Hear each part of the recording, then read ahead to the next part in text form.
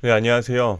이번 홍명보 감독 이번 월드컵 축구를 보면서 정말 여러 가지 생각이 들고 또 밤에 계속 머릿속에서 맴도는 거예요. 도대체 이런 일들이 왜 일어났고 이렇게 어처구니 없는 그 안에 어떤 논리나 합리성이 전혀 없는 이런 일들이 어떻게 일어날 수 있을까 고민을 하다가 홍명보 감독이 어쩌면 큰 그림이 아닐까 이런 생각을 해보게 됐습니다.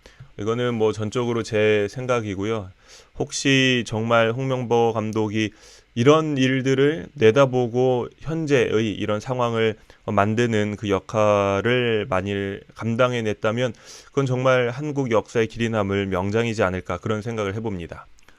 무슨 말이냐면 사실 한국 축구의 변화가 필요하고 또 일본과 같은 아시아 국가로서 우리가 한때는 경쟁했지만 지금은 현저하게 뒤처져 있는 이런 한국 축구의 모습을 볼 때 정말 어떻게 해야지 이런 일들이 변화가 될 수 있을지 고민하게 되는 것 같아요. 이런 것들이 쉽게 변하지는 못하는 실정인 것 같아요. 밖에서 보더라도 어떤 한국 축구협회의 이런 모습이라든지 또 감독을 선임하는 이런 모든 과정 또 체계적이지 않은 한국 그 스포츠계의 모습들을 볼 때 어떻게 훌륭한 선수들이 육성이 될 수 있을까 이런 고민을 하게 됩니다.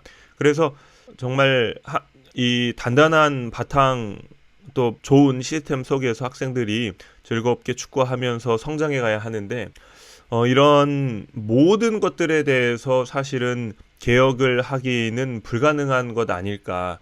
밑에서부터 위에까지 모든 것들을 변화시키기에는 정말 어떻게 보면은 새로 터트리고 다시 만드는 것이 더 빠른 것 아닐까. 이런 생각을 하게 되는 것 같아요. 그런데 홍명보 감독이 이 국가대표직을 제안을 받고 어쩌면 자기 자신의 어떤 그 특징이 있죠. 그 전술이 부족하고 또 선수들과 기싸움을 하고 다른 사람의 말을 듣지 않고 또 이렇게 하는 것들을 가지고 그대로 한국 축구의 중심으로 들어간다면 거기에서 만들어지는 결과가 있을 것이고 그리고 그 결과를 국민들이 월드컵 때는 어느 때보다 더 집중해서 볼 것이고 그리고 결과가 좋지 않다면 충분한 이 공분을 사기에 좋은 환경이 되지 않을까. 그러니까 본인 스스로를 버리고 이러한 월드컵과 한국 축구의 중심에 들어가서 본인이 뇌관이 되는 거죠. 그래서 국민의 공분을 사고